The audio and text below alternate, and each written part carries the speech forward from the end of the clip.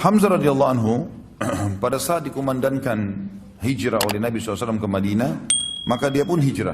Dan kiprahnya lebih banyak kelihatan pada saat sudah hijrah ke Madinah. Termasuk yang paling pertama, yang paling menonjol, karena memang seperti judul kita, Hamzah, mimpin para syuhada, adalah medan perang. Medan perang ini adalah sebuah hal yang luar biasa bagi Hamzah radhiyallahu anhu. Sampai-sampai waktu Nabi SAW membentuk brigade pertama atau Sariyah pertama. Sariyah kurang lebih 3-100 orang pasukan diutus untuk mengejar pasukan Quraisy. Itu terjadi di tahun 1 Hijriah. Awal hijrah, Nabi SAW mengajak para sahabat untuk membentuk Sariyah. Berkumpullah beberapa sahabat dan yang paling di depan adalah Hamzah radhiyallahu anhu. Langsung dia mengatakan, saya ikut ya Rasulullah, dan Nabi SAW memilih dia sebagai pemimpin pada saat itu.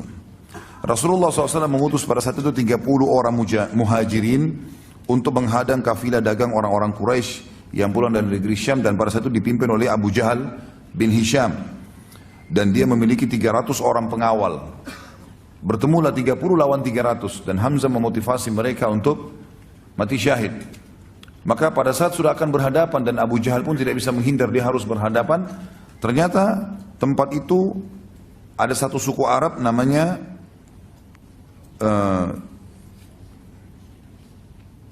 pemimpinnya namanya Majdi bin Amir al-Juhani, dan di sini suku adalah suku al-Juhani, berarti sekutu pada saat itu, ya, sekutu kedua belah pihak. Dia sama Muslim punya urusan kerjasama, sama Quraisy juga ada urusan kerjasama. Lalu Majdi berusaha masuk di tengah-tengah lalu mengatakan, tidak ada peperangan di wilayah saya.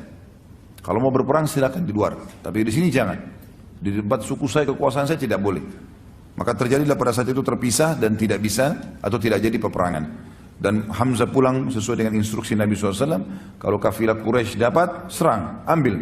Kalau enggak, maka pulanglah.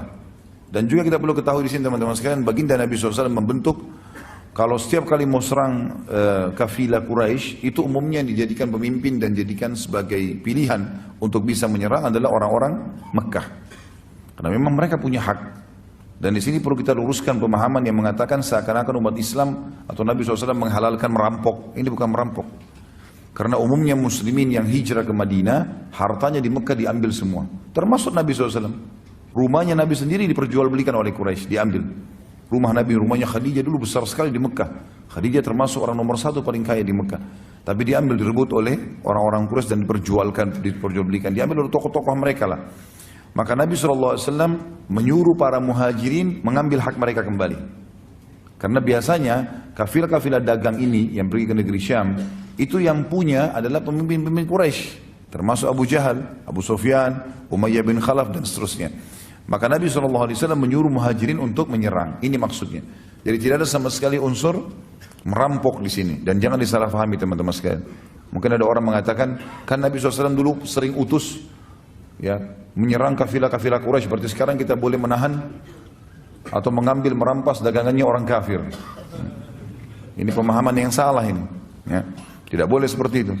Di sini ada alasan syar'i. Kalau satu suku, satu negara memang dasarnya mengambil, merampas hak kita lalu kita menyerang, itu berbeda. Itu hukum yang lain. Kemudian teman-teman sekalian, kiprah di perang yang lain adalah Badr. Kiprah di perang Badr. Perang Badr terjadi di Ramadan tahun 2 Hijriah. Nabi SAW mengajak siapa saja yang mau dari penduduk Madinah untuk keluar, muslimin. Terkumpul waktu itu bersama Nabi SAW 313 orang. 314 bersama baginda Nabi SAW. Setelah itu termasuk salah satunya adalah Hamzah. Dan Hamzah waktu itu radhiyallahu anhu termasuk ditunjuk oleh Nabi SAW memimpin orang-orang muhajirin. Berangkatlah mereka ke Badr dengan tujuan mengejar kafilahnya Abu Sufyan, yang pada saat itu dikawal kurang lebih 200 atau 300 orang juga. Kemudian pas tiba di wilayah Badr, kafilah Abu Sufyan lolos. Allah sebutkan panjang lebar dalam surah Al-Badr surah Al-Anfal tentang perang Badr ini. Bahkan Allah menamakan dengan perang atau hari Furqan, yang membedakan antara kebenaran dan kebatilan. Allah juga menyebutkan tentang perang Badr ini kalau murni di situ ada campur tangan Allah dalam perang Badr. Allah mengatakan dalam surah Al-Anfal, "A'udzubillahi minasyaitonirrajim wa law tawa'adtum lakhtalaftum fil mi'ad, walakin liyaqdi Allah amran kana maf'ula." Kalau kalian saling janjian antara pasukan muslim sama pasukan Quraisy, maka kalian tidak akan mungkin bertemu. Karena dua-duanya belum pernah berperang.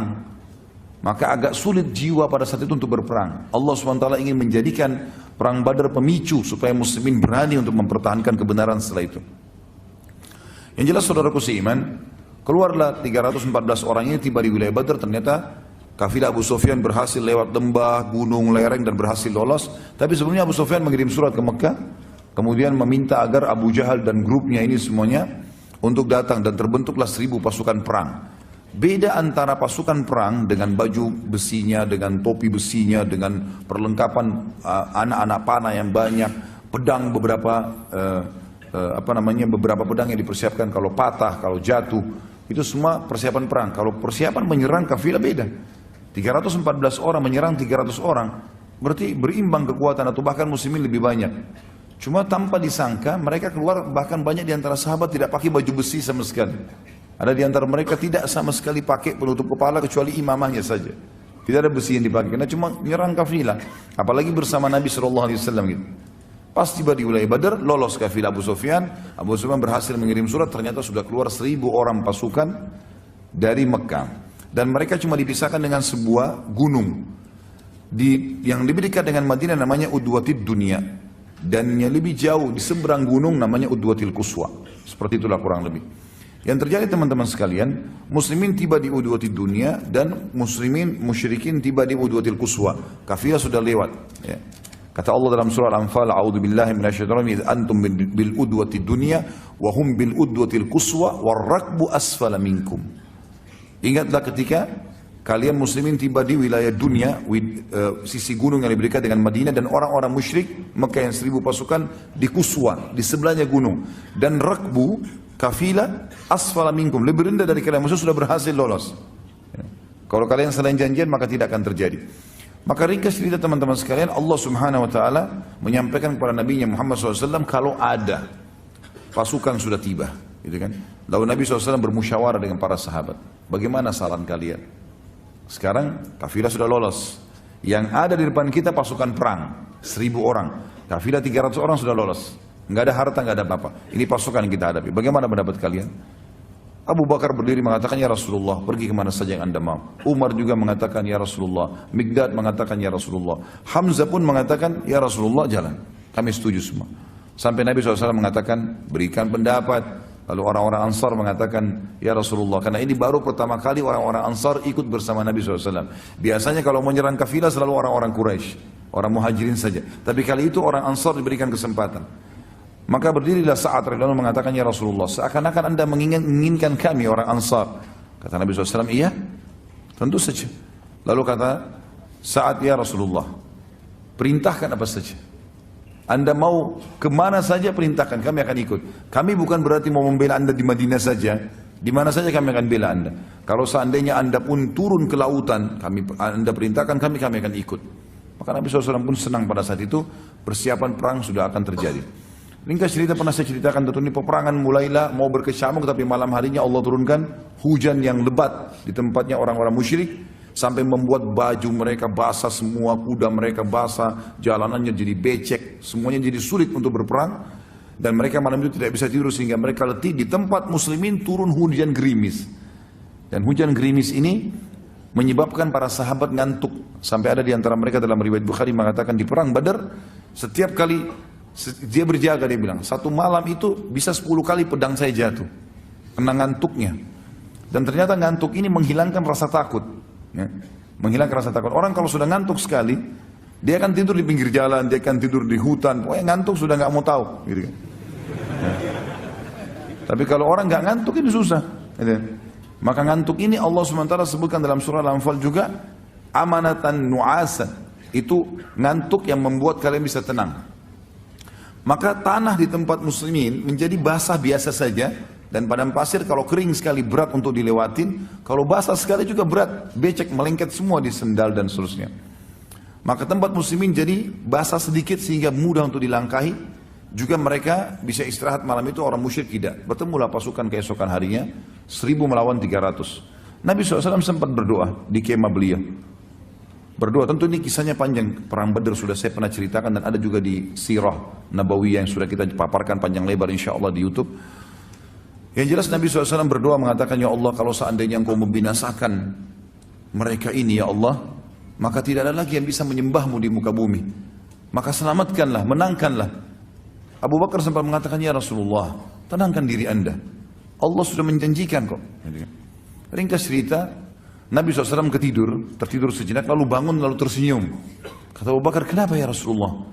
Kata Nabi SAW, berita gembira, Allah sudah menjanjikan. Kalau kita berhadapan sama musuh ini, kita pasti menang. Kalau kita pun mengejar kafilah, kita pasti dapat. Salah satunya. Berarti pasti nggak mungkin tidak lolos gitu. Berkecamuklah, pada saat itu Nabi SAW bertakbir, mengatur strategi perangnya adalah, Nabi SAW, orang Arab biasa tradisi begini dulu kalau perang. Pasukan menyerang nih, kalau ada yang menyerang dari depan, maka mereka tunggu, bertahan, menahan dengan tangkisan, dengan perisai mereka. Setelah itu musuh mundur, mereka kasih kesempatan, baru mereka menyerang lagi. Datang lagi nebas, nyerang, kemudian kembali lagi. Begitu terus, nanti dari situ dilihat kalah atau menangnya. Tentu di peperangan sederhana sekali ya. Tapi Nabi SAW mengatur strategi yang berbeda. Kata Nabi SAW, jangan mulai penyerangan. Semuanya duduk di bawah. Duduk di bawah, mereka sampai pegang perisai, di bagian depan orang-orang yang pegang tombak dan pedang, di bagian belakang para pemanah. Dibagilah oleh Nabi SAW. Orang-orang Quraisy bingung, belum pernah berperang dengan orang di medan perang duduk.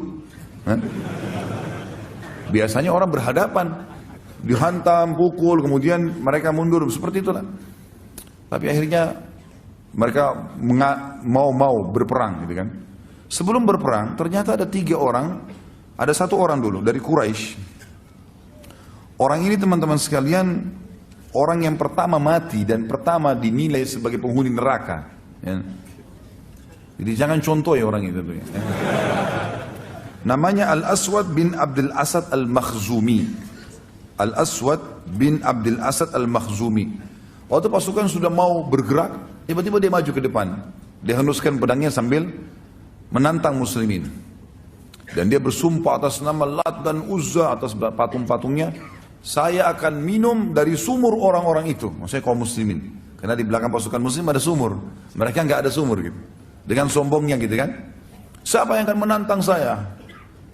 Tanpa banyak bicara. Hamzah keluar.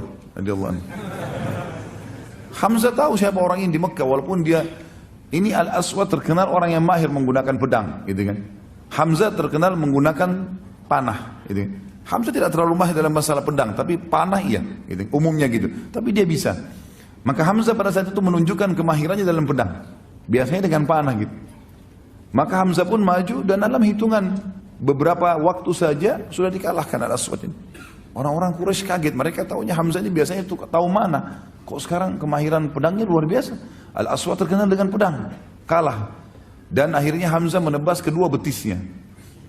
Terputus betisnya dan Hamzah biarin. Ini orang ngucur darah, bunuhlah saya. Kata Hamzah tidak. Biarin. Rupanya dia untuk memenuhi sumpahnya, dia terus merangkak ke depan pasukan muslimin. Maksudnya dia mau buktikan kalau dia mau bisa minum gitu kan. Kan tadi dia sumpah, dia harus minum air di tengah-tengah muslimin. Begitu dekat sumur, Hamzah bunuh. Gitu. Supaya sumpahnya tidak terpenuhi gitu. Melihat kejadian tersebut, ada 3 tokoh Quraisy yang lain maju lagi. 3 orang yang baju ini saudara adik kakak dengan anak gitu. Yang dikenal dengan Utbah bin Rabi'ah, Syaibah bin Rabi'ah dan Al-Walid bin Utbah. Utbah bin Rabi'ah dan Syaibah bin Rabi'ah adik kakak. Kemudian Al-Walid bin Utbah anaknya Utbah. Jadi kalau kita susun itu Utbah bin Rabi'ah dengan anaknya Walid bin Utbah. Kemudian ada saudaranya Utbah namanya Syaibah bin Rabi'ah. Keluarlah 3 orang ini dengan menggunakan semuanya topi besi, tinggal matanya yang kelihatan. Siapa yang mau menantang duel? Baiklah. Keluar dari muslimin 3 orang, dari Ansar semuanya yang keluar. Auf ibn Harith dan Muawwidh bin Harith. Ini Auf dan Muawwidh, kalau antum pernah dengar yang saya juga sampaikan di masalah perang Uhud, mereka lah berdua yang menebaskan pedangnya ke Abu Jahal, ya, yang umurnya masih 15 sama 16 tahun. 2 orang yang sangat pemberani luar biasa. Auf bin Harith dan juga Muawwidh bin Harith. Ada yang mengatakan namanya Mu'ad dan Mu'awwid. Tapi yang jelas namanya sama saja. Ini intinya dua orang. Dan yang ketiga adalah Abdullah bin Rawaha. Keluarlah mereka, karena mereka tidak pakai imam, tidak pakai topi besi. Mereka keluar tadi mau kejar kafilah saja. Maka kelihatan wajahnya. Orang-orang yang tiga orang tadi, Utbah, Syaibah dan Walid, tidak kenal orang-orang ini. Siapa kalian? Mereka sebutin. Kalau mereka juga punya nasab yang baik di orang-orang Ansar. Lalu tiba-tiba Syaibah mengatakan, hai Muhammad, keluarkan dari suku kami. Kami nggak mau dari orang-orang Madinah ini, jangan. Orang dari suku kami yang setimpal dengan kami. Maka Nabi SAW mengatakan, berdirilah hai Ubaidah. Ubaidah adalah sepupu Nabi SAW. Dan umurnya memang sudah lebih tua dari Hamzah. Kemudian kata Nabi SAW, berdirilah wahai Hamzah dan berdirilah wahai Ali. Tiga-tiganya dari keluarga Nabi SAW. Untuk menunjukkan kepada mereka, bukan orang sembarangan saya kirim, keluarga saya juga. Saya akan korbankan mereka. Tanda kutip di sini ya, berkorban di jalan Allah maksudnya. Maka pergilah ketiga orang ini berhadapan. Lalu karena ketiganya ini mengatakan, siapa kalian? Hamzah memperkenalkan diri. Apakah kalian melupakan saya? Saya Hamzah. Mereka sudah tahu siapa Hamzah. Yang satu Ali. Ali memang masih muda. Lalu yang satu Ubaidah. Ubaidah terkenal. Orang mereka sudah tahu. Maka Ubaidah pun akhirnya melawan Utbah. Nah Ubaidah yang paling tua, dia melawan Utbah bin Rabi'ah. Lalu Hamzah melawan Syaibah bin Rabi'ah. Dan Ali bin Abi Thalib melawan Al-Walid bin Utbah. Dalam sekejap saja, baru beberapa kali serangan dari Utbah ini, atau dari Syaibah ini, dihindari oleh Hamzah dan Hamzah berhasil membunuhnya. Ali bin Abi Thalib pun dalam sekejap setelah Hamzah langsung membunuh Al-Walid. Tinggal Ubaidah bersama dengan Utbah, gitu kan? Tinggal dua orang ini. Maka yang terjadi adalah dua-duanya saling menghantamkan pedang dan akhirnya dua-duanya luka. Pada saat luka dan terjatuh, maka Hamzah dan Ali menyelamatkan Ubaidah, dibawa ke pasukan muslimin, lalu kemudian keduanya kembali untuk membunuh Utbah. Dan terbunuhlah tiga orang tokoh Quraisy pada saat itu. Dan pada mereka lah teman-teman sekalian turun firman Allah surah Al-Hijr. Tepatnya kepada Hamzah, Ubaidah dan Ali radhiyallahu anhum ajma'in. Surah Al-Hijr yang berbunyi ayat 19, A'udzu billahi minasyaitonir rajim. Hadzani khasmani ikhtasamu fi rabbihim. Al-ayat. Sebagaimana diriwayatkan oleh Imam Bukhari 4743, Imam Muslim 3033 dan Ibnu Majah nomor 2835 dari Abu Dzar radhiyallahu anhu bahwa dia bersumpah tentang duel satu lawan satu. Pada saat itu masing-masing bersumpah untuk melawan. Dari tiga orang Quraisy dan orang-orang Muslim akan menjawabnya. Maka Allah turunkan di medan perang pada saat itu ayat ini, yang berarti inilah dua golongan orang mukmin dan orang kafir yang bertengkar. Mereka bertengkar mengenai roh mereka. Maka turunlah ayat ini pada Hamzah dan dua rekannya, golongan mukmin, dan Utbah dan dua rekannya, golongan kafir, ketika mereka berduel satu sama yang lainnya. Tentu setelah itu teman-teman sekalian terjadilah fitnah yang sangat besar di Hamzah radhiyallahu anhu. Orang-orang Quraisy tidak lagi duel, mereka mulai memicu motivasi dan dia untuk menyerang. Akan mereka untuk bersiap-siap dan tetap duduk. Maka orang Quraisy mulai menyerang. Begitu mereka menyerang, karena orang di bawah mereka bingung mau menyerang seperti apa. Begitu mendekat, mereka coba mau tebasin pedang, ditangkis. Ternyata begitu mendekat, orang-orang di bagian depan yang pegang tombak menusukkan tombak-tombak ke kuda mereka, dan akhirnya banyak yang mati korban dari orang Quraisy, jatuh. Barulah Nabi SAW suruh menyerang mereka, anak-anak panah dilemparkan ke arah mereka. Akhirnya sampai ya, peperangan berkecamuk dan sangat seru pada saat itu karena orang-orang Quraisy juga melempar anak panahnya. Hanya saja Hamzah dan Ali ya, ini berdua dengan ada satu lagi namanya Asim. Tiga orang ini radhiyallahu anhum ajma'in. Kalau tidak salah dari riwayatnya menjelaskan Zubair bersama mereka. Berempat.